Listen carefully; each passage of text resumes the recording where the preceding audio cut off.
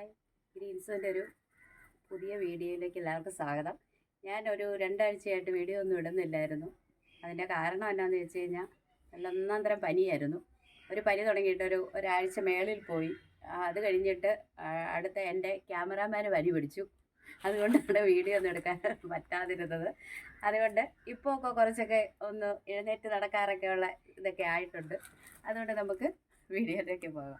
ഇത് ഞാൻ ഇന്നാൾ കാണിച്ചു തന്നായിരുന്നു. ഇത് കണ്ടോ, ഈ ഓർക്കിഡ്.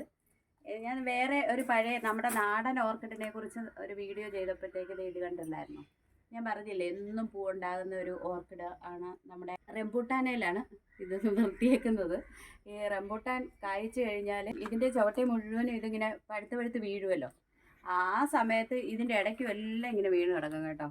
എന്നാൽ ഇവർക്കതൊരു ബുദ്ധിമുട്ടൊന്നും ആകുന്നില്ല. അവർ എപ്പോഴും പൂക്കളായിട്ട് ഇങ്ങനെ നല്ല സുന്ദരിമാരായിട്ട് നിൽക്കും. അപ്പോൾ അതിൻ്റെ കൂട്ടത്തിൽ അവർക്കൊരു കൂട്ടമായിക്കോട്ടെ എന്ന് ഓർത്ത് 2 പേരെ കൂടെ ഞാൻ ഇവിടെ കൊണ്ട് വെച്ചായിട്ടുണ്ടായിരുന്നു.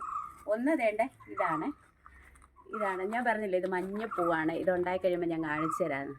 ഇത് മഞ്ഞ മാത്രമല്ല, മഞ്ഞയ്ക്കകത്ത് വേറൊരു കളറും കൂടെ, നല്ല പർപ്പിൾ കളറും കൂടെ ഇതിനകത്ത് വരുന്നുണ്ട്. കണ്ടോ, നല്ല എന്ത് ഭംഗിയല്ലേ പൂ കാണാനായിട്ട്. അതിൻ്റെ കൂടെ വേറെ ഒരു കൂട്ടരും കൂടെ ഉണ്ട് കേട്ടോ. ഇതൊരു വയലറ്റ് പൂവാണ്. ഈ വയലറ്റിനകത്ത് ഒരു വൈറ്റും കൂടെ ചേർന്നൊരു പൂവാണ്. ഇത് വിരിഞ്ഞിട്ടില്ല, വിരിയാൻ തുടങ്ങുന്നതേ ഉള്ളൂ. അപ്പോഴത്തേക്കും മറ്റേ പൂ പോകും. അതുകൊണ്ടാണ് ഞാനത് വീഡിയോ എടുക്കാൻ പറ്റാത്തത്. അതിന് മുമ്പ്, ഇത് പോകുന്നതിന് മുമ്പേ വീഡിയോ എടുത്ത് കാണിക്കാമെന്ന് ഓർത്തിട്ടാണ്. എന്നിട്ടിത് ഒരു കൂട്ടത്തിങ്ങനെ പൊഴിഞ്ഞ് പോകുന്നു. ഇത് കണ്ടോ. അപ്പോൾ കുറേ ദിവസമായി ഇത് പൂത്തിട്ട്. എനിക്ക് നിങ്ങളെ ഒന്ന് കാണിച്ചു തരാൻ വേണ്ടിയിട്ട് മാത്രം ഞാനിപ്പോൾ വീഡിയോ എടുക്കുന്നത്. അപ്പോൾ എൻ്റെ ഒരു കൊല ഇങ്ങനെ പൊഴിഞ്ഞു പോകുന്നത് കുറേ ദിവസങ്ങളായി. എന്ന് പറഞ്ഞാൽ ഒരു 2 ആഴ്ച മേളിലായി ഇത് പൂവായിട്ട് നിൽക്കാൻ തുടങ്ങി. പക്ഷേ പൂവിന് കുഴപ്പമൊന്നുമില്ല. തണ്ട് ഇത് കണ്ടോ, ഇവിടെ നിന്ന് വിട്ടുപോരും, ഇങ്ങനെ പോരും. അതാണ് അതിൻ്റെ കുഴപ്പം.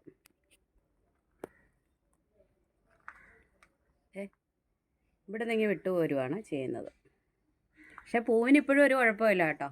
നമ്മളിപ്പോൾ ഇനി ഇത് വെള്ളത്തിലോട്ട് ഒന്ന് ഒരു ഫ്ലവർ വേസിൽ വെച്ചാൽ കുറച്ച് ദിവസം കൂടി ഇരിക്കും. ഇതിങ്ങനെ കാണാൻ നല്ല ഭംഗിയല്ലേ പൂ കാണാനായിട്ട്. അപ്പോൾ ഇതിന് ഞാൻ കൊടുക്കുന്ന വളമെന്ന് പറഞ്ഞാൽ, ഞാൻ നേരത്തെ പറഞ്ഞിട്ടുണ്ട്, നമ്മുടെ ഈ നാടൻ ഓർക്കിഡിന് കൊടുക്കുന്ന പോലെ തന്നെ ഇത് ഹൈബ്രിഡാണ്.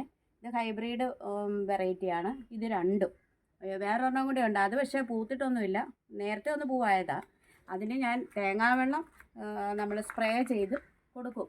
അത് 2 ആഴ്ച കൂടുമ്പോഴോ ഒക്കെ ഇത് ചെയ്യും, അത്രേ ഉള്ളൂ. അല്ലാതെ വേറെ ഫെർട്ടിലൈസറൊന്നും നമ്മൾ യൂസ് ചെയ്യാറൊന്നുമില്ല, വേറെ വളങ്ങളൊന്നും കൊടുക്കുന്നില്ല. എന്നാലും പൂക്കും കേട്ടോ. ഇതിൻ്റെ ഒരു ടൈം ആകുമ്പോഴത്തേക്ക് ഇത് പൂക്കും. നല്ല ഭംഗിയുള്ള പൂക്കളാണ് നമുക്ക് തരുന്നത്. അപ്പം ഇന്നത്തെ വീഡിയോ ഇത്ര ഒരു ചെറിയ വീഡിയോ ആണ്. നിങ്ങൾക്ക് ഈ പൂവൊന്ന് കാണിക്കാമെന്നുള്ള ഒറ്റ ഉദ്ദേശത്തിന് മാത്രമാണ് ഇന്നിപ്പോൾ ഞാൻ ഈ വീഡിയോ എടുക്കാൻ കാരണം. അപ്പം നമുക്ക് ഒരു നല്ല ഒരു വീഡിയോ ആയിട്ട് വീണ്ടും കാണാം. ബൈ.